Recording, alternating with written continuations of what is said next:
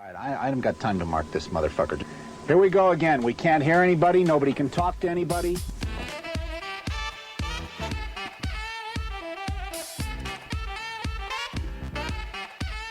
You guessed it, Pressure Points with your two favorite hosts. I'm D, and this is Mask On AJ. We're coming at you with Season 7, Episode 42, Christmas Propaganda. AJ's Christmas episode that he insisted we dedicate to his loving Christmas-obsessed wife. Find us on Instagram and Patreon and pointsopressure.com. Let's get to it. Merry Christmas.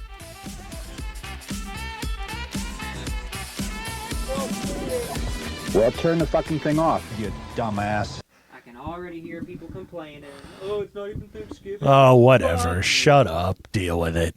Yeah. Thanksgiving doesn't even fucking matter to 95% of the fucking world anyway. Oh, God.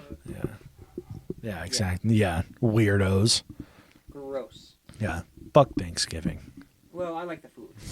But Food's okay. the food's fine. Everything else doesn't need its own season. Yeah. So I'm ready. I'm like...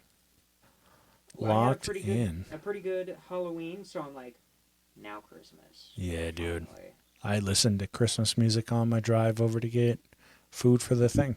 I listened to Christmas music while writing the notes. I changed changed the main station in the car to a station playing Christmas music. So I'm gonna hear about it tomorrow when Abby goes to work. Yeah, you are. You're gonna hear. Yeah. You're gonna get Like, what the fuck? Yeah. So Yeah. I'm like itching Yeah. to get into the mood. Hell yeah. How was your week, by the way? That's how this went. It was pretty good. We got some patients at work. Man, there's just something there's nothing. All I'll say, protect privacy, of course. Nothing goes better than just like peanut butter and jelly than meth and conspiracy theories. 10 out of 10 every time. Oh. But no, it was chill, good. Got some. I'm rearing and ready to do some 3D printing too. Yeah, fuck yeah. Back into the painting. Yeah, man. It's Probably gonna the do some best. tonight. Yeah, do it. Careful though, because that cold might really affect that resin. Just as a heads up. Maybe. So Probably. But it's I'd cold say now, at the so- very least do a test print that takes like an hour. Yeah, see how it goes. Yeah. Yeah, that makes sense. I'll do Because that. it's I don't know for sure how bad it will affect it, but yeah, worth at least a test. Yeah, I'll do a little test. How's your week? Yeah, it was good. It was all right. It wasn't like best fucking week ever. Got a sick tattoo yesterday, sick as so hell. that's I think fucking it's dope. great. Yeah, dude, I'm pretty hyped. I'm excited for it to heal up. I'm trying to think. I feel like there was something else this week, but yeah, nothing. Oh, went to a jazz game on Tuesday. Ooh, Yeah. nice. They lost, but it is what it is. It was still a fun time. What you expect? Yeah, it was a good time. Not much else though. Yeah, chilling. Been taking it easy. Kind of that in between where the seasonal depression is starting. Yep. Full swing, and you're not trying to escape it by being overly festive. The holidays. Yeah. So it's just kind of that stagnant in between right now. Yeah, just cold enough that it's not ice cold, so it's like perfect for wearing a hoodie and being under a blanket like all day. So that's cool as shit. I broke out my puffy jacket for when I'm at work. Nice. Perfect. Hell yeah. I fucking love winter. Me too. So, But yeah, nothing Speaking too of- wild. Actually, of course, Instagram.com/points of pressure. Go check Yeah. it out for bonus content, Yes. pictures and stuff. And then, check us out on Patreon.com/points of pressure. One day somebody's going to message and be like, both of those URLs are wrong. Yeah, right. Someday. It's Um, pointsopressure.edu. should we make a Blue Sky account? We should probably, now that it's starting to take off. I thought about that the other day when it was like, hey, it's not invite only anymore. So If you would like us, to make a Blue Sky account, what kind of content would you like to see? Let us know. we should do it fast so we can snag the pressure points Yeah. tag. I'll look into it right after this. Yeah. So we're going to start off on a totally random fact I found while researching this episode. I'll look Because into this it right episode is now while you're Christmas doing it. propaganda, parentheses, and I don't care. and Very I important. don't No, I'm going to be asking you a fucking lot of care. questions in this first part. Okay, I'll be able to answer. Okay.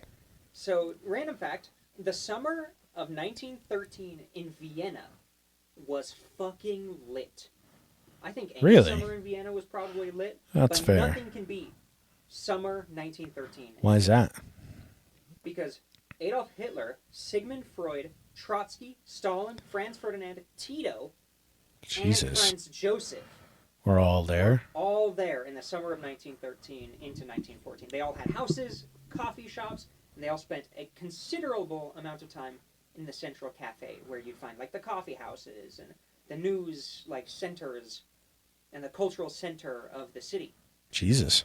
And Okay. in fact, we do know for sure that Stalin and Trotsky met there multiple times, you know, because pending revolution.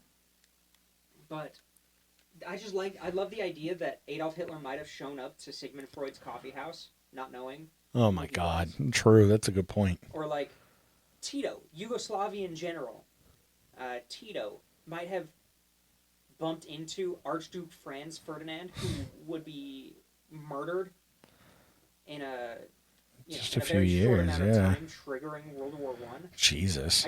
I just love that concept, and a lot of times that has to do with like, you know, it's the thing where Albert Einstein and Picasso both lived in Paris at the same time, or something like that. I think it was Paris at the same time, and everybody thinks, oh, Picasso he's from forever ago, but he like died in the 70s. Jesus. It's kind of that thing. I talked about it, I think, in a previous episode, where it's like the Tiffany effect or something. Where it's like, oh, something sounds so modern, but there's no way it can be old, but the same vice versa is true. Like, Tiffany is a very medieval name. Oh. Tiffany, You think of like a you think of a ladies. pumpkin spice white Yeah. bitch. So the opposite is also kind of true, where it's like, these people seem so far away. But it's They live at the same recent. time. Like Martin Luther King Jr. and Frank, weren't they born the same day or something? I don't know. It was something like But that. it is shit like that where it's like, where oh, it's like, fucking these people, these historical figures actually lived very close to each other. yeah, like Prince and not Plato, but like Not Plato, like that's a little further. Prince and so and so lived at the same time or some weird shit. Yeah, I love that weird shit. But yeah, I just thought that was interesting. Lit summer in Vienna. So, going into the more Christmas, we'll actually start the episode here. What's your favorite part of Christmas currently? Favorite aspect? aspect of Christmas? It's hard to see, and I know a lot of people are kind of iffy about it, but I just love the atmosphere. I love the feeling of like, it doesn't happen everywhere, but kind of like that feeling of like giving, that even if some people are like so locked in on the consumerism side of things, it's just nice. I like that so many people just go all out for the holiday season, and do it for like a month and a half, 2 months, and then it has its little like fall off into January for a little bit. I've always enjoyed it. Yeah, I love the smells and the whole environment that it creates. Like the cozy, but it's kind of cold, so you kind of have both of those. Yeah. The lights and yeah. What's your favorite Christmas movie? Shit. I've always loved the Christmas Carol, but the Muppets edition. Oh Muppets Christmas Carol is the Instant best. classic. Also, I did just snag us I didn't. Huh. The pressure points tag is not available. So it's going to be points of pressure again. Hey, find us Points of Pressure on Blue Sky, whatever Blue Sky is. Yeah. Points of pressure. Points of Preacher is kind of funny. I like, God, it's a toss-up. It kind of changes, but if I'm feeling, it doesn't matter because I get the same feeling from all these movies. I love classic White Christmas and It's a Wonderful Life. Yeah, It's a Wonderful Life is The good. two throwaway fucking, everybody on those movies. So fucking good. It's great. And just both of these movies are post-war, and they have directors who were involved in the war, and they've got, I don't know, even in It's a Wonderful Life, it's not brought up at all, but a lot of Jimmy Stewart's, like, emotions that he's feeling at the end, like those very strong emotions, stem from his wartime service. Okay. And so, I don't know. It's just a really cool time period. It's a really cool... I love those movies. You got any weird family traditions? Yeah, my brothers and I haven't done it in a while, but a lot of it is just because of, like, us not living at home, us not, like, we're working on Christmas Eve and shit, but we always used to go get, we'd get Beto's, like really inauthentic Mexican food.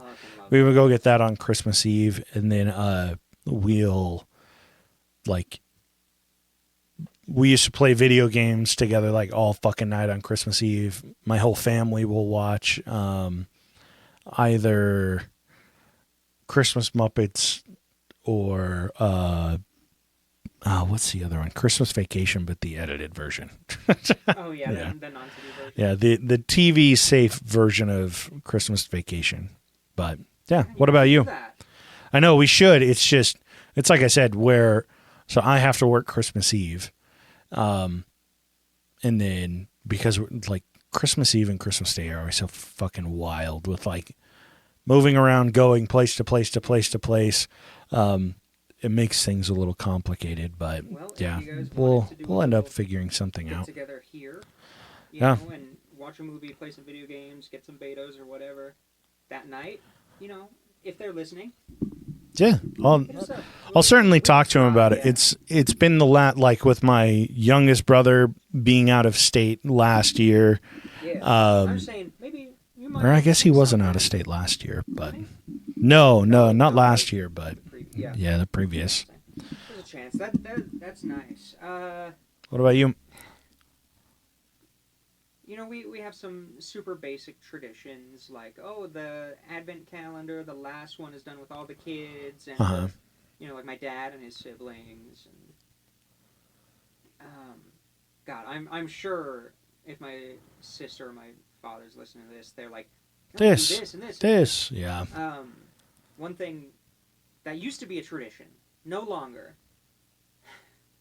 that my grandmother, God rest her soul, would always buy me a pack of cherry cordial chocolates. Oh, yeah. Because once when I was like 6, I said, wow, those are really good.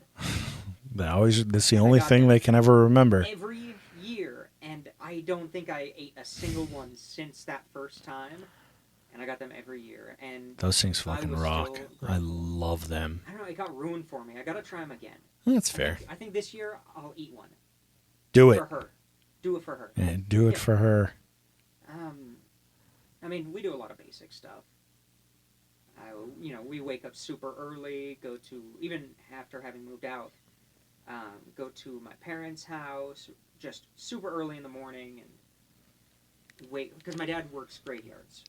Did all growing up. So a lot of times growing up, it was, you wake up as early as you can because, you're kids and you're excited. And then you're stuck not going in the front room. Sometimes there would be a blanket up blocking or whatever. And then we just have to wait for my dad to get home from work. Mm-hmm. So we'd have coffee and cereal and cinnamon rolls and stuff like that. So that kind of pre-Christmas morning, we even do it now, even if he doesn't work.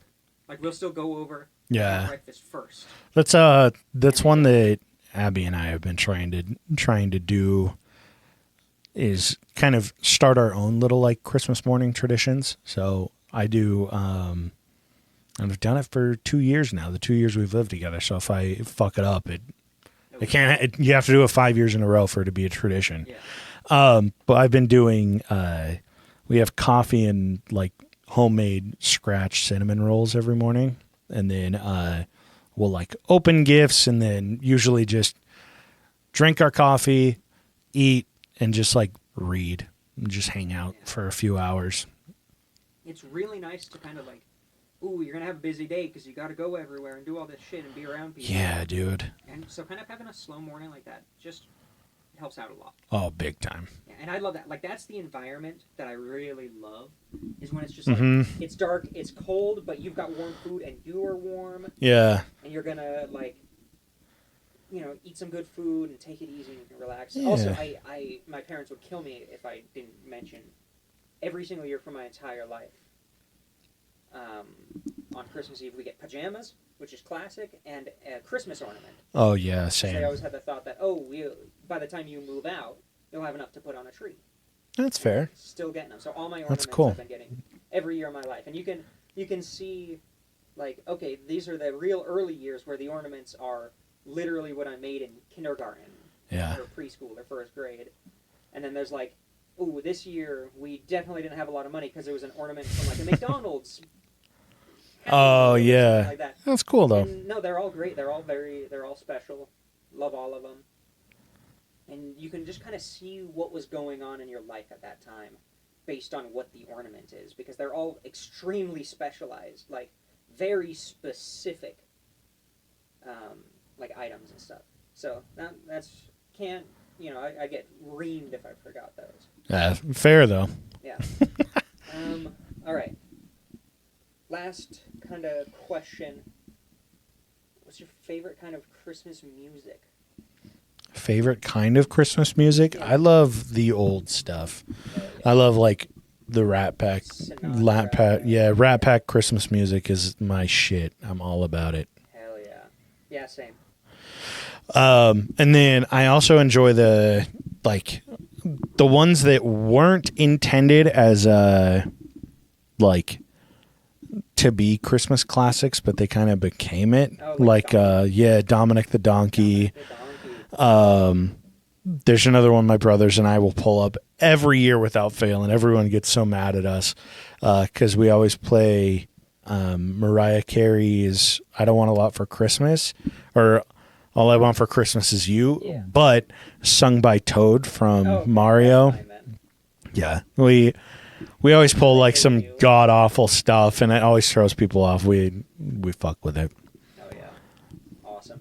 All right, listeners, what's your favorite thing about the holidays? Unless you're a downer, then don't send it to us. Yeah, and it doesn't have to be Christmas.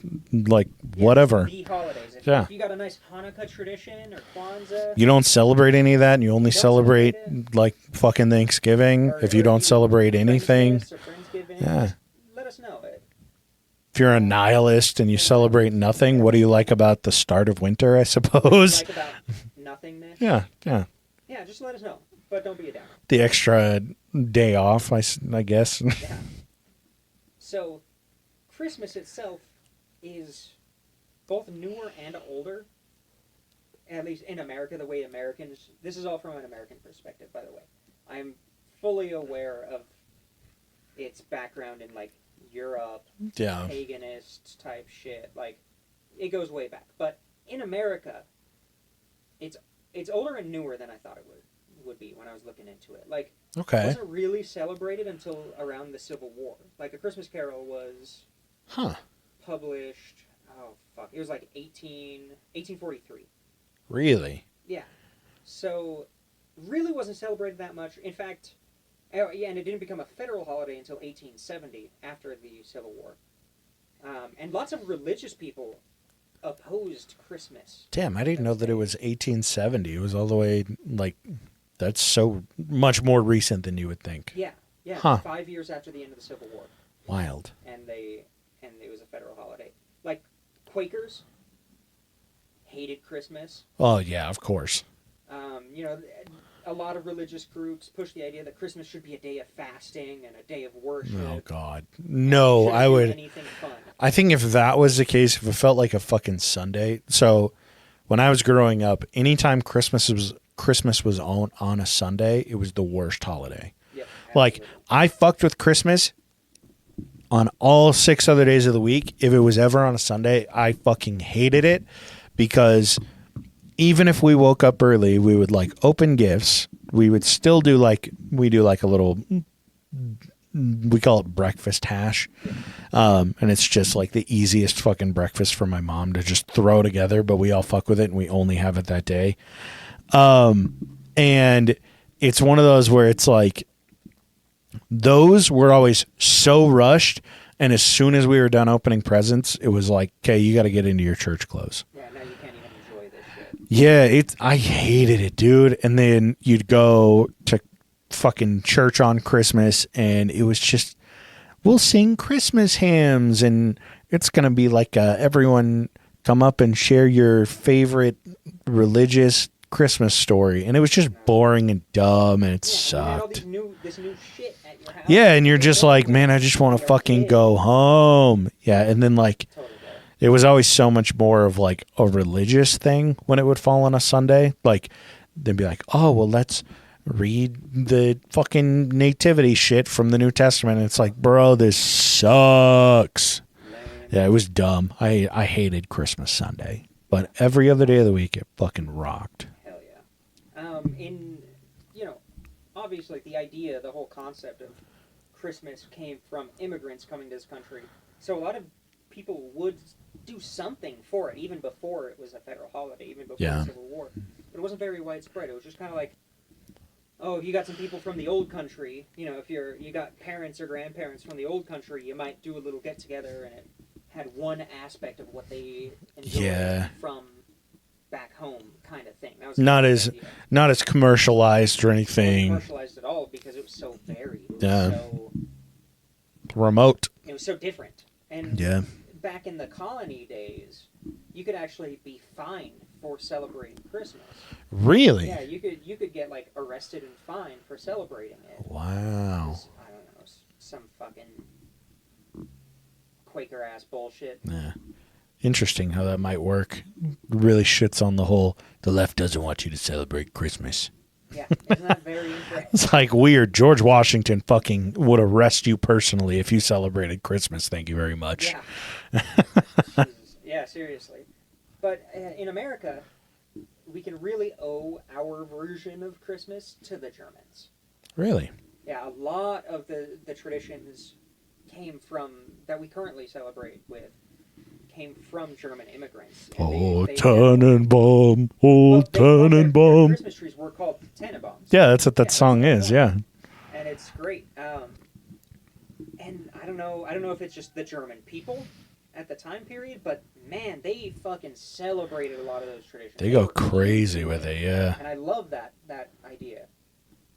And leave it to the Germans to set like the precedent for like a good season of like celebration. Hey, you know what? So like we do Oktoberfest and we do Christmas like a motherfucker. If a crazy billionaire.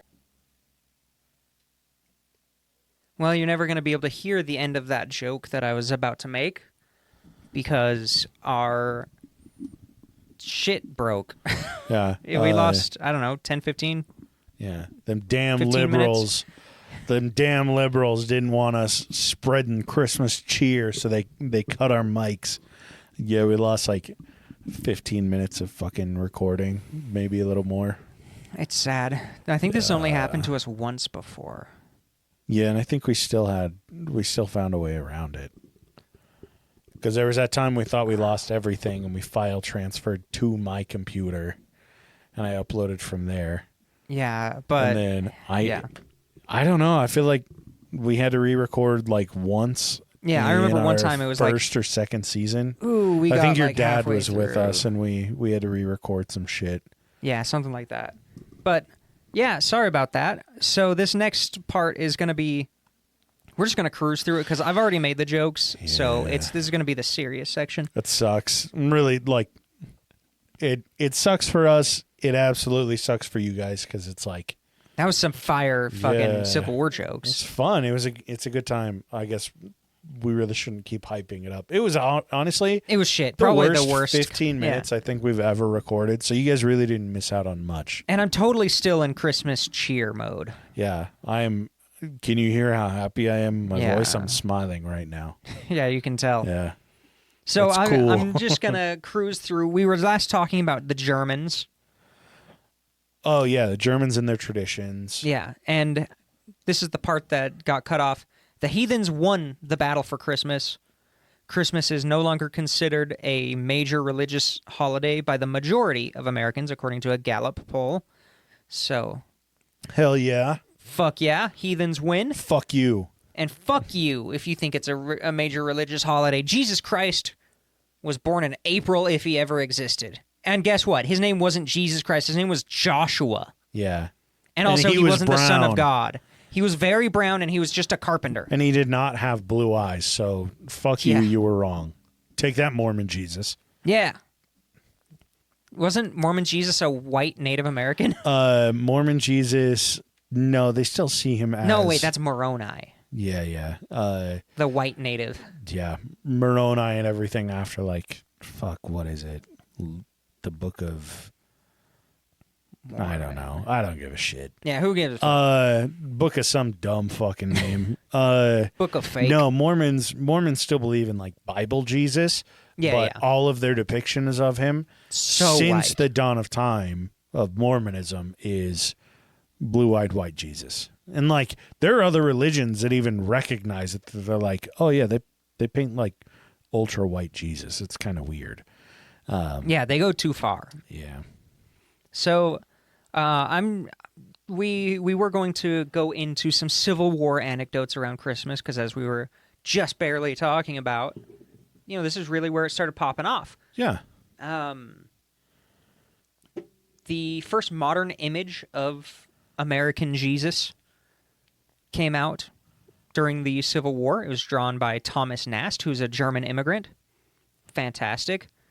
And then I've got some diary entries from people in the Civil War talking about their Christmas experiences. So the first one's from Alfred Bellard of the 5th New Jersey. He noted that in order to make it look much like Christmas as possible, a small tree was stuck up in front of our tent, decked off with hardtack and pork in lieu of cakes and oranges. So they just put what they had to decorate their tree. Yeah. And this is kind of a common thing. I didn't even talk about this the first time through. Yeah, it's kind of people a putting common treats thing and through stuff on wars trees. and stuff.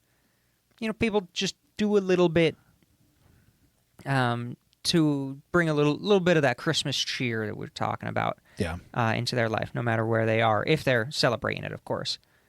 John Haley of the 17th Maine, he wrote in his diary on Christmas Eve that it is rumored that there are sundry boxes and mysterious parcels over at Stoneman Station directed to us. We retired to sleep with feelings akin to those of children expecting Santa Claus. Which is really fun. Like, Yeah, it gave him something to look forward to, you know. it's like a treats. nice little, like, I feel like that's one of the biggest things that I miss from Christmas is, like, as soon as you get out of that, like, childhood fantasy of Christmas, it can take a little bit away from it, because there's definitely, like, man, like, the whole, like, Santa's coming, like, that shit's so fucking, it was such a cool feeling growing up and feeling that. And it's like, imagine then feeling that and you're in the midst of a fucking, like, civil war. Yeah. So that's cool. You're like, ooh, something's coming. You kind of that return. Yeah. It adds and The gives them anticipation. at least a little bit of hope for the next morning. So that's Yeah. nice. A Confederate POW wrote around one Christmas that he had a friend that had sent him a package, and in it was a bottle of old brandy. So Christmas morning, he called his friends around and said, "All right, you know, let's have a drink." And they drank it, and it was water. It was probably rainwater. It turns For out, real? yeah, one of God. the fucking Union soldiers had emptied out the bottle, probably just poured it into They probably one of just into his drank it. canteen. Yeah. Yeah, and just gave him water, which is really funny. But he wrote that, "I hope the Yankee who played that practical joke lived to repent it and was shot before the war ended." Which is just Little fucking I thief. totally understand that feeling. Some Christmas cheer. Some Christmas cheer. Fuck you, you're in a POW camp for Christmas. Well, he was fighting for his state's right to enslave people in the war of God. northern aggression. The last thing you, of all people, should do is also back up the Confederacy. The Confederacy and the Nazis. Yeah, Jesus Yeah. Christ. Yeah, no, but I I've been watching old Twilight Zones, you know? Yeah. Man, they have a lot of episodes about the Civil War, and they have a good chunk of episodes from the Confederate side. They were not afraid of just completely shitting on the Confederates in the 60s. Good. Which was awesome to see. Fucking I good. expected them to be like, Yeah. Well, it was a state right. yeah, or something like that. But sometimes they'll have like, oh, there was this lady and she's like, oh, the damned Yanks killed my husband. And they're like, shut up, And the other bitch. guy's like, we were killing people on both sides and seems like this whole war was fruitless. We shouldn't have done all this. fuck yeah. I love that. It's pretty good. I haven't seen every episode, and there are definitely some of them that have not aged well. Yeah. Haven't seen a lot of racism though, so that's really good. They're that's kind a of plus. beating the original season of Scooby-Doo. Yeah, for real. Yeah. But yeah, it just kind of brings up that idea that we kind of touched on, where Christmas kind of gives you a little bit of time, whether it's the day, whether it's the season, where you can kind of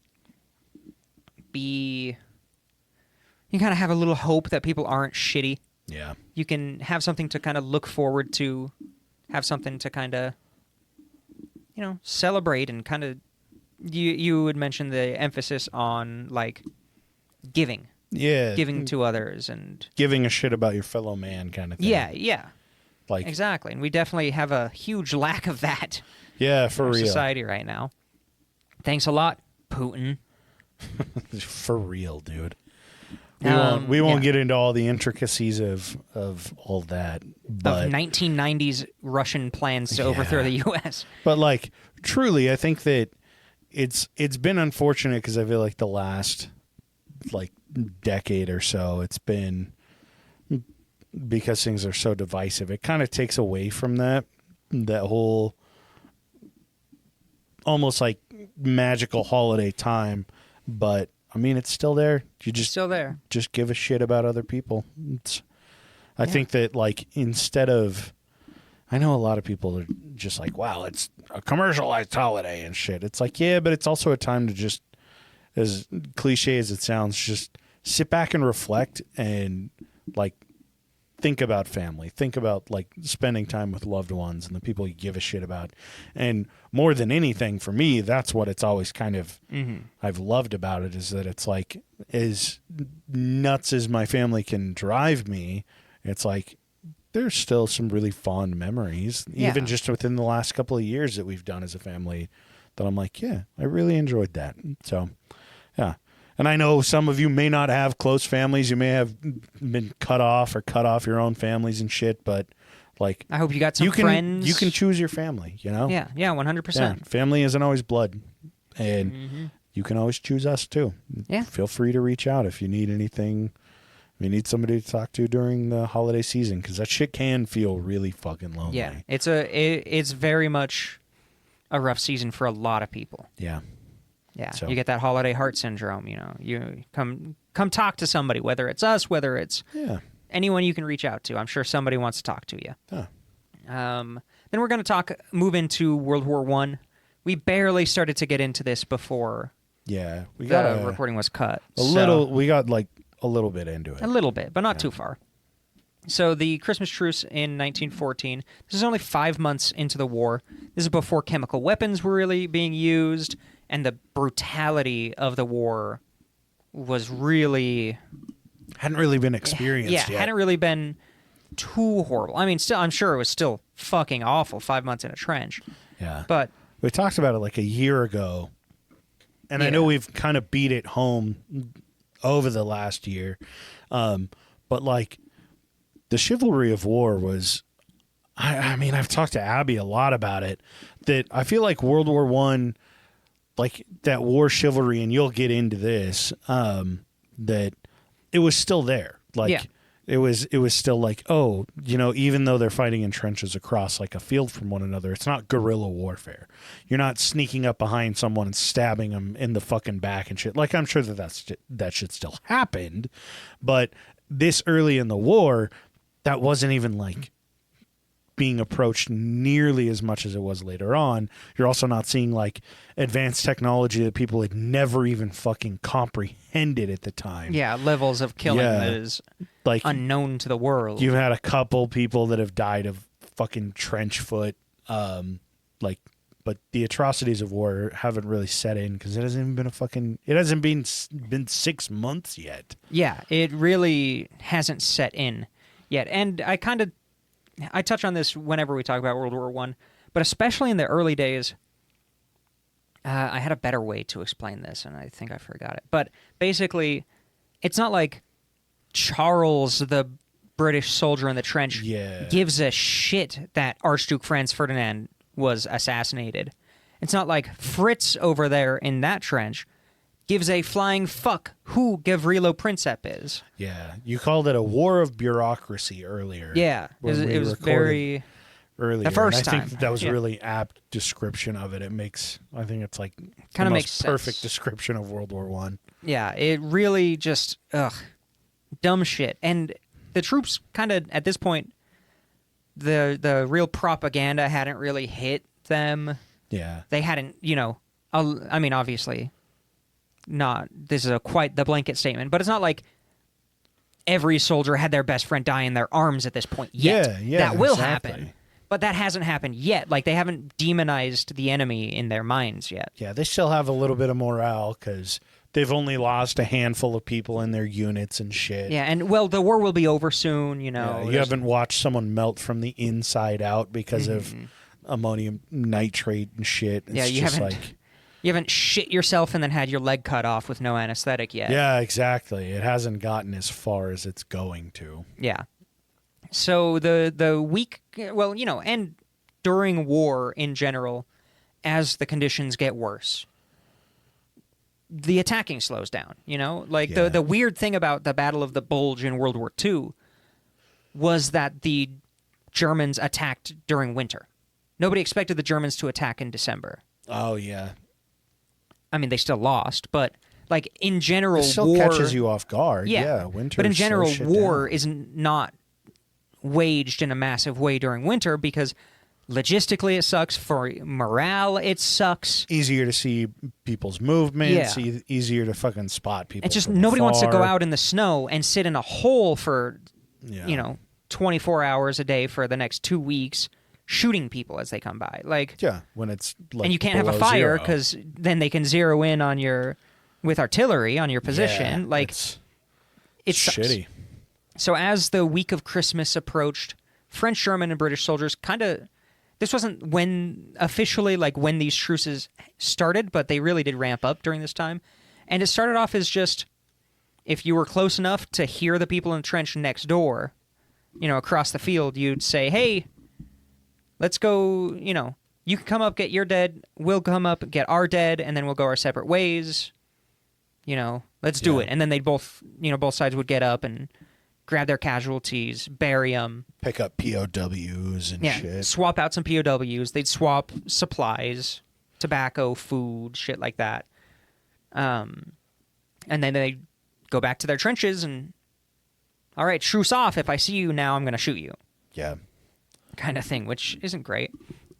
In some areas, kind of the quieter areas of the front, they would do like burial ceremonies for both sides Oh yeah. at the same time, which I thought was really interesting.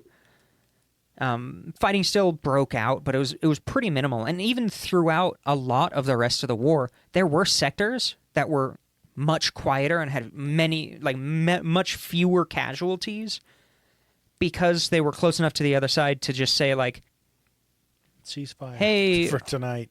yeah, hey, we're going to just, we need to go to sleep. Or we need to dig this thing out. It collapsed. Can you just give us a minute? Shit like that. Time out. Pretty much. Let's see. A lot of times, yeah, they would just take this time to talk. And it doesn't matter, German, British, or French.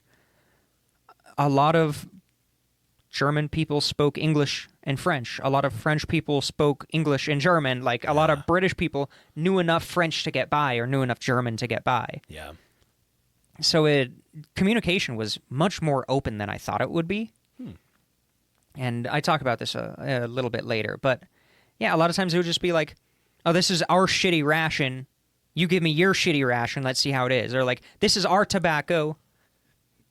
I'll give you that for your tobacco just to see the difference. And I mean, that totally makes sense. That still happens like in today's military, but not from truces, but just like if we like do war games with South Korea or Taiwan, U.S. soldiers always come home and bring home their rations. And then that's how people like Steve MRE get a lot of their rations, is they said, yeah, we're doing this war game or whatever, and it sucks. I'll just starve today or, eat whatever I can and not touch this ration. Then I can bring it home and sell a Taiwanese modern ration on eBay and make a couple $100. Yeah. Or something like that. That shit still happens in that way, which is still pretty cool. It's interesting, yeah. It's fun.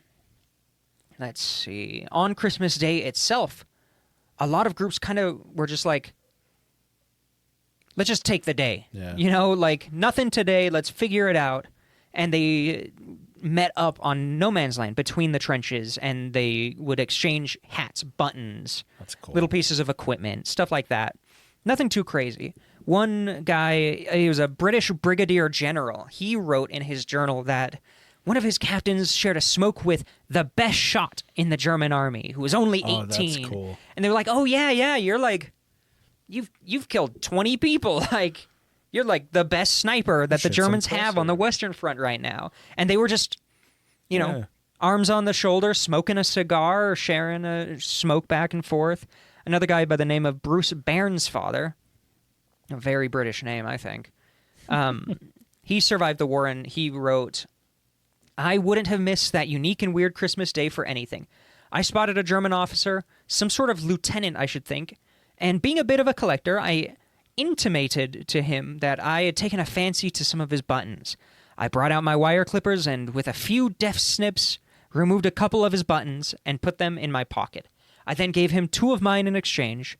The last I saw was one of my machine gunners, who was a bit of an amateur hairdresser in civil life, cutting the unnaturally long hair of a docile Boche, a German, who is patiently kneeling on the ground whilst the automatic clippers crept up the back of his neck. Just giving a dude a haircut." Yeah, hell yeah. Nice little Christmas Day cut. Yeah. And I don't know, I just think that's such a...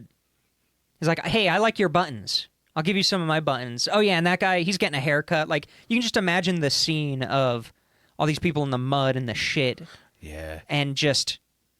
Finally, taking it easy. Yeah, getting a break. Getting a fucking break. Another British captain, met a German soldier who happened to have been living in Suffolk, Okay. in Britain, and actually had a girlfriend still there in Britain, but then he was drafted to the German army and had to go back. That shit would suck. Yeah. There are a lot of stories of people just like, yeah, I was living in the UK and then all this shit happened and I got either kicked out or they drafted me and called me to come back. And I still have family there, so I kind of have to. And it's like, ugh. And a lot of people reported that the Germans said, "Man, we are just so fed up with this. Like, this is bullshit. Why are we fighting? Like, we are bored of sitting in these trenches doing the same thing and dying every day." Yeah. And this is 5 months in. It's a pointless war. Exactly. That's how so many people felt about it. In fact, the Christmas Day truce involved almost 100,000 troops. Whoa. Across the front. I had no idea. God I thought it was like damn. 40 dudes. Yeah, And it became a bit of propaganda. For me, I'm like, yeah, I could see like a couple hundred. Like, I could see that being like a thing. A couple hundred guys did like their own separate little things, but Right? No, 100,000 100,000. fucking crazy. The German trenches had put out trees and candles just like on the top of their trench facing the British. They held a special like joint burial service where they cleaned up everybody they could and kind of did a, this is for everybody who's died so far, everybody who will die. Like, they did that together. A truce between Belgian and German troops was set up along their front, their part of the line, so that the Belgians could send letters. They went to the Germans and gave them letters to send back to their Belgian family members who were living in the part of Belgium that was occupied by the Germans. Okay, that's sick. So they were finally able to like send some communication home, which I thought was very touching awesome. and kind. It was already kind of a thing that would happen every once in a while where at night, one side of the trenches, they would sing a song and like mock the other side Oh, yeah. at night. And that was already kind of a thing. But, in this time period, they just started caroling. And then like one side would start and then they would join in if they knew it, and kind of became a back and forth thing. It's fun. For a while. Yeah, and something I learned about these little truces is it wasn't just this time period. It wasn't just for Christmas. Really? These kind of truces happened all the time throughout the war. World War One? During World War I, yeah. Okay. Like they would just, this 100 feet would be one sector. And this sector would have a mini truce with each other on the other side and say like, okay, if you guys are like up there doing work, we won't shoot you. Like if you're digging, Yeah, if we're moving doing bodies, shit, clearing moving bodies, shit up. we're not going to shoot you. Or like, oh, I see you guys are exercising. Because they didn't want to just be sitting in the trenches all day, Yeah. so they would want to do some kind of exercise, jump, like something in the trench, but there's not a lot of room. So some sections would say, hey, we're going to have this like exercise hour. And both sides are just going to kind of get out and do some stretches and some calisthenics and then go back down, and nobody's going to shoot each other. That's fair. One cool. German surgeon wrote in his journal that they had a daily 30-minute truce throughout most of the war, where their sector would just have, it was just a specific 30 minutes, the clock would hit, everybody would put their guns down, go out and collect the dead and the wounded, bring them back, and then they would exchange newspapers. They would even help each other carry bodies Oh my God. to the other sides within just this 30 minutes, Yeah. and then they would go back to fighting. Wow. Little 30-minute lunch break. Yeah. And it actually saved a ton of people's lives. I'm sure. Because a lot of times, I mean, if you watch All Is Quiet on the Western Front as a great example, if you got shot but not killed and you were just stuck in a pothole, Yeah, you're fucked. You can't crawl you'll back. either bleed out or you have to wait for your troops and hope that your troops go to that line, push far enough up to save you, and it's not the other way around. Yeah, it's shitty. It's so shitty. Another British soldier wrote that he and his group just had a visit from a German sergeant one morning. He just, like, got out of his trench over there, hands up or whatever, walked over and just said, how are you guys getting along? You guys doing okay? Good? All right. I'll see you guys later. And walked back to his trench. And Jesus. just checking on him. Yeah. And he spoke English. He'd best spent of luck time to you, in kid. Britain. Yeah, that's really what it was. If Just the wanna weather... just want to make sure we're not killing people that don't have supplies. We're Yeah. not murdering a bunch of people that, like, are literally fucking dying over here. Yeah, it's just that weird, like, Victorian, like, hospitality of, hey, I hope you guys are okay. I mean, this is literally probably one of the last times where you could say as a soldier, I was just following orders. Yeah. Because at this point, you really were. Like, I run over this trench or I get shot in the back. Like, in a lot of areas, that's how it was. The officer would shoot anybody not charging, not listening to the order. If the weather was really bad throughout many parts of the war, not all the time, but like just especially bad and a trench flooded or something, there could be, depending on what sector you're in, there could be a multi-day truce where it's like, hey, we're going to get out of the trench and let it drain. You guys get out of your trench, let it drain. And then they would like dig and try to get the water to drain out. And it's like, okay, we're good. We're dry as we can be over here. Yeah. And say, okay, let's get started, and we'll give you 10 more minutes. And I don't know, it was just really interesting. And it was all very small scale. One of these sectors could be 20 dudes on each side Yeah. that had this truce. It's just one unit fighting like one or two other units. Yeah. And they just, if they're close enough to talk, they might just say, okay, yeah, why not? You're not going to get sniped from further down the trench either direction because of just how it's set up. So, okay, whatever. There's also a lot of recorded instances of German soldiers who had lived in Britain just asking how the football season was going. So they would just talk about sports, be like, Yeah. oh, yeah, this guy's here. Oh, I'm rooting for this guy. You know, shit like that. And, of course, the higher-ups don't want their soldiers humanizing the enemies. So as time went on, these truces really went down. There were, even during the Christmas truce, there were threats of, like, oh, fuck, what's that called? Threats of Like disbarment kind of shit. punishment from Yeah. doing these truces, and nobody gave a shit. Wow. There's like, no, this is the right thing to do. Fuck it. But by far, the 1914 Christmas truce was the largest example of these like mini truces that happened throughout the war. Interesting fact, there were a few people who were really outspoken about never, you should never do these truces. These truces are the absolute worst thing that you can do. Those are the enemies. And Adolf Hitler was known as a corporal. Fucking bootlicker was known to be like, no, we shouldn't do these little truces. Wow, who could have ever And he was expected in a that? fucking infantry reserve. What a- fucker. What a bitch. What a dipshit. And then, let's see. Hey, we're still recording, so that's Oh, good. thank God. I know, I keep thinking about it. I'm like, oh, fuck, where's it I going to know. cut off? I've been looking at it. I think we're good. So now I'll end this with one specific story from World War II. I've been more so World War II pilled than I normally am, just from watching shows and stuff. Battle of the Bulge. I already mentioned it. Happened in 1944, December, I think it was 16th, 1944, into January 1945, was the Battle of the Bulge. It was Nazi Germany's last major offensive in the war in Western Europe. D-Day happens, and the Allies are able to really push in to Europe. Mm-hmm. And they push all the way up to the Ardennes. The Ardennes I forest have no idea, yeah. in Belgium. And this is kind of where they stopped the push. This is where they said, okay, we could keep pushing, but we really need to, resupply. Winter is coming. To be fair, pushing into a forest is fucking nuts, though. Yeah, so they used it. The Battle of the Bulge episode of Band of Brothers is really good. Like, when they're in that area. So fucking good. But they're pushed up to this forest. They're like, this is a good defendable location. We'll be in the forest. We'll be in foxholes. We'll hold the line. We can start setting up supply lines and really, steamrolling this shit and getting ready so that in the spring we can just punch right in and beat the shit out of people. It's fantastic. And they're like, yeah, it's almost winter. We've pushed the Nazis back so far. They're probably in disarray. Everything's fine.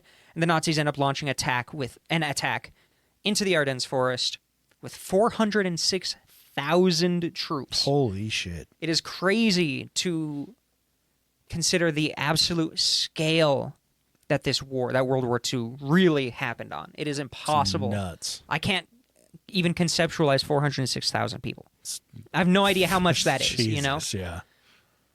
But, they're attacking. The Easy Company is there. There's a lot of troops there. And by Christmas, the Allies got fresh air support, which really fucked with the Nazis. And they were the Nazis who were already tired and pinned, who had already been in this war for a long-ass time. And in the Hurtgen forest, near the Belgian border on the German side, there's a 12-year-old boy and his mother, Elizabeth. His name is Fritz. And they live in basically a shack in the middle of this forest because their hometown was completely destroyed. Sorry to go back on the, I know I'm always really slow on doing these references. The 400,000 troops. Yeah. I know that it's hard to conceptualize. It really is, yeah.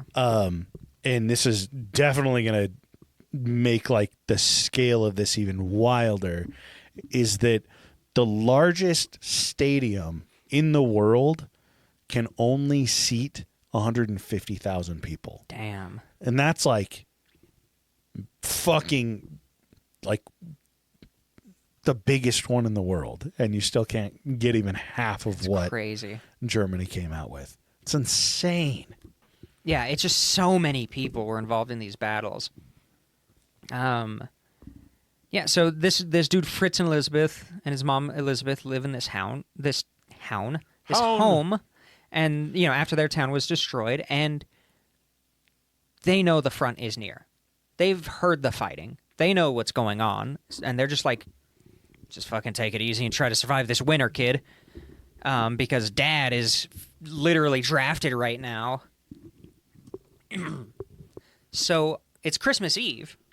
They're like, oh, great, I have a freshly killed chicken and some potatoes. That's Christmas. And there's a knock at the door. And you live in a forest. Yeah. Like, there might be a small village nearby, but you're literally in the middle of nowhere. to get a knock Fighting is at the going on, door and you is get a like, knock at what the the door. So fuck? you're nervous. You should be, at least. And they open the door, and standing there are 3 American soldiers. And the kid remembered, he wrote down that one of them was as white as snow and obviously hurt. Uh-oh. Yeah, not good. So the mom just says, of course, come in, like, whatever. And it's interesting because they were German. The Americans obviously speak English. It just so happens that both groups knew enough French to communicate. Jesus. No French people involved, just the French language, which is just terrible. No, but yeah, basically they were able to communicate well enough in French. And Fritz had later recalled that we learned that the stocky, dark-haired fellow was Jim. His friend, tall and slender, was Robin. Harry, the wounded one, was now sleeping in my bed, his face as white as the snow outside. They'd lost their battalion and wandered into the forest for 3 days, looking for more Americans and hiding from the Germans. They hadn't shaved, but still, without their heavy coats, they looked merely like big boys. Yeah. And that was the way Mother began to treat them. Dude, I feel like that's the case for so many, like, World War II experiences from civilians. Is it, like, everyone listening, like, just imagine, like, an 18-year-old kid. Yeah. Like, an 18-year-old man. Like, I suppose you can say, yeah, like, that's an adult man. I get it. Like, 18, yeah, that's adulthood. But, like, so much about that age is still so young, and there are tons of these kids that have lied about their age to even get here. So you have 16, 17, 18, sometimes even younger that are like, God, dude. And then on top of that, like, very likely having supply chain issues. Yep. And so they're underfed. They're even smaller. And it's just like, when you think about how young of a fucking kid that is, it's just like, crazy. Damn, it's absolutely dude. insane. It's crazy enough that this kid who was 12 could see it. Yeah, This 12-year-old kid. What kind of 12-year-old kid thinks like this? Well, it's wild to think that, like, these guys that are asking for help are closer to his age than his mother's. Mom's age. Yeah. And they're the ones Absolutely. that are at war. 6 years older than this kid. Yeah. And they're at war. It's fucking going wild. through all these terrible things. Crazy. So immediately, Elizabeth, the mom, immediately goes in mom mode, and is like, okay, well, I'm gonna start cooking food. We got potatoes, we got chicken. Kids. Let's get something warm in their stomachs. They can stay here overnight, and then they can leave in the morning. Maybe I can try to figure out, like, what direction they need to go, or something. And she's cooking, she's working, she's, fussing over them a little bit. And there's another knock at the door. So Fritz, being a 12-year-old, is like, okay, yeah, it's probably some more Americans. Opens the door, and there are 4 Wehrmacht soldiers standing at the door. Fuck. Not great. At all. Not great at all. Not a good situation. I bet his heart just dropped. Yeah. So Mom comes to the door, because it's a small house. Yeah. They're probably sitting in the fucking front room. Yeah. Mom comes to the door. The German soldiers are like, hey, we lost our battalion. We're just looking for a place to chill out for the night so that we can reconnect with them in the morning. And Elizabeth just says straight up, like, I have guests here who you're not going to consider friends. And the Germans are starting to do it like, whoa, we're going to have to kill some Americans. Or like, they start getting kind of angry, kind of weird about it. Puffing their chests and ruffling their feathers. And she says... Peacocking a little bit. Yeah, peacocking a little bit. And she says, listen, you could be my sons. They could be my sons. You can come in here. I'll say that later. This is a direct quote. Listen, you could be my sons, and they could be in there. A boy with a gunshot wound, fighting for his life, and his two friends, lost just like you and just as hungry and exhausted as you are. This one night, this Christmas night, let us forget about killing. And, yeah, it was just kind of... They were like, okay, fine, whatever. Well, I want a warm place to go. I like Fuck to it. imagine she's saying all of that, and she's pointing at them with a ladle. That's Definitely, like it's they can like see the steam coming off of it, yeah. and they're just like, "We're getting scolded by mom." Like, there's she's a wall fucking of right. heat from the fire in the house, just Yeah. like blasting them. and they're just like, "She's right." Just like, okay, Fuck. whatever. So both groups they agreed to leave their guns outside on either side of the door. Oh, American okay. guns, German guns, and they did. It was pretty tense early on. Fritz remembers, I'm but sure. as the night went on, they started to relax a little bit. He wrote that relaxation was now beginning to replace suspicion. Even to me, all the soldiers looked very young as we sat there together. Heinz and Willi, both from Cologne, were 16. Their German corporal, at 23, was the oldest of them all. Jesus. So they were even potentially younger That's than American crazy. troops. One of the German soldiers at one point pulls out a bottle of wine that he'd been smuggling in his clothes, in his uniform. And the Americans and the Germans pulled together some of their rations. They were like, well, we were going to eat these anyway. So they kind of pulled their rations together to stretch out the dinner because they only had one chicken and a couple of potatoes. Yeah. One of the German soldiers, one of the 16-year-olds, had been a medical student before he got drafted. Oh, cool. So he went and looked at Harry and basically figured... He basically came down and said, the good thing is the cold made it so that he's not going to get an infection. Hey, hell yeah. If- Bad thing is he's going to die. He's going to tonight. No. Basically, if you can get him rest and some food, he should be fine. Like, Hell yeah. Good. The other bad news is that I injected killed him. I injected Zyklon B into his veins. yeah, He's not going to live through the night or the next like 10 minutes. yeah. You should probably say your goodbyes. No, and so the next morning kind of comes around. They definitely slept in shifts, I believe. Oh, I'm sure. I'm sure. But next morning comes around. Both groups go outside and they actually make a stretcher. The mom gives up her tablecloth. Cool. They work together to build a stretcher. They throw Harry on it. And they actually do something that is very frowned upon in the armed services anywhere you go. They pooled their intel together. Oh. They pulled out a map, oriented it together, and basically said like, oh, we had reports that there were Germans over here. You should go this way. And the Germans were like, oh, we know your division is right here. Like, you should go this way. And they even like shared a compass. The Germans had an extra compass, so one of the Germans just gave up one of their compasses. Damn. That's cool. To the Americans, and they said, okay, there you go. They shook hands, and they went their separate way. And Fritz always remembered that.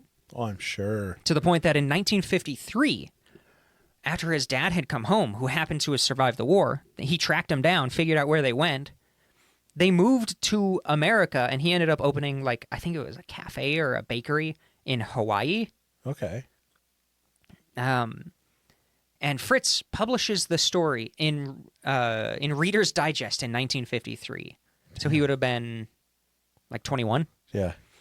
He publishes the story because he really wants to meet any of these people again. And nothing happens because Reader's Digest, I mean, sure, it was bigger back then, but 1953, it's really still not that big. And then in 1985, Ronald Reagan mentions that article. I have no idea why. I do not know the context. Huh. But he mentions the article, and it kind of drums up some interest for this, despite it being 30 years later. So already in the 80s, it's not a good chance that you're going to run into a lot of these people, if they even survive the war. But in the 90s, Fritz went on Unsolved Mysteries. What the fuck? And he's told his story Uh-huh. and got it out there basically as a, anybody involved, now that it's the 90s, are either dead or very close to it. So this is like my last chance to meet any of these men. Yeah.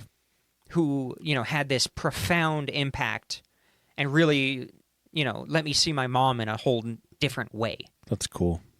And a chaplain at a nursing home reached out to Unsolved Mysteries after it aired, saying he thinks he knows one of the people who's involved in this story. Hell yeah. So Fritz he flies out to this old folks' home to meet this guy named Ralph Blank, he was 76 years old and in very poor health. Like, he was on the way out. Yeah. And they have a reunion. It's on an update of Unsolved Mysteries. I'm sure you can find it on YouTube. But basically, Ralph, they reunite, and Ralph is like, your mom saved my life. Ralph was Harry. Harry was a fake name. They used fake names for intel reasons. But, yeah, Ralph was the guy who was hurt. Damn, dude. And he was able to finally reunite with Fritz, and he said, like, oh, your mother Elizabeth saved my life by taking us in and feeding us and setting up the truce with the Nazis. Like, it was just huge. We were like, as I good remember as this. Dead. Yeah. I still remember this, and I'm literally dying of old age right now. Like, wow. It was such a profound impact. And yeah, there's no real, like, big meaning or underlying goal for this episode. It was just like, let's get into the holiday spirit a little bit. It was an excuse to listen to Christmas music. Yeah, exactly. Yeah, so an excuse to talk about Christmas because we get abused. We did one Christmas live special, Christmas special. Yeah, but we in our daily lives we get abused if we talk about Christmas. Yeah, this is very true. Or if we don't talk about Christmas, if we just exist, we get abused. Please help. Send help. Please. We're both being abused. We're blinking. Hell yeah. It's a nice little positive episode. We also only have 2 more episodes this season. Next week and the week after. So keep your eyes peeled for those. Your eyes and ears peeled. Yeah, sorry about the fucking audio issues on today's episode. It sucks. It fucking blows. But it came around. We came around at the end. It works. Yeah, we made it. Yeah. And for those of you that are interested in supporting us, check us out on Patreon, patreon.com/points of pressure. You get an exclusive episode per month. We have 30 plus sloppy seconds on there. AJ has a series called Voices and recently released a new one. So go check that stuff out. If you can't afford it, we also have a free tier that has access to some of our exclusive content. It's additional content. So go check it out. Make a free account. No pressure on paying, but you got those names for those that do. Yep, we've got Minnie D, Thomas, and Toddle Waddle. They assured us that they would never accept a truce. Yeah, and they said that even on Christmas Day, they would have murdered that mom in the doorway if she said, hey, let the Americans be okay. Because all 3 of them would have been on the German side. They insisted we put that narrative out there. Yeah, and they kept referring to their enemies as Huns, but it had no bearing on where they were actually from. Of course, we've got Abby, AJ's Third Nut, Nordic Thunder, Weston, Dark Runner, D's Nuts, G-Dog, Grover, Laravo, and Lindo. Thank you all so much. Thanks for, we're almost done with the season, so thanks for the season so far. And yeah, season 7's been a banger. It's been fun. Better every year, man. Oh, yeah. But yeah, we really appreciate you guys. We wouldn't be here without you. We wouldn't be able to have audio issues without you. But no, I mean, the audio sounds even better because of your support. So thank you guys so much. And as always, if you guys ever have any recommendations for movies, TV shows, Christmas movies, Christmas music, Christmas magazines, Hanukkah magazines, Christmas nudie magazines, Hanukkah nudie magazines, Dirty Kwanzaa magazines, by all means, send them along. If you guys ever have show ideas, you find an article that pertains to something we talked about, or it's the holiday season. If you're feeling lonely, you just need some fucking not companionship. That's the wrong word. You just need somebody to talk to. I mean, you need some holiday cheer. By all means, feel free to reach out to us.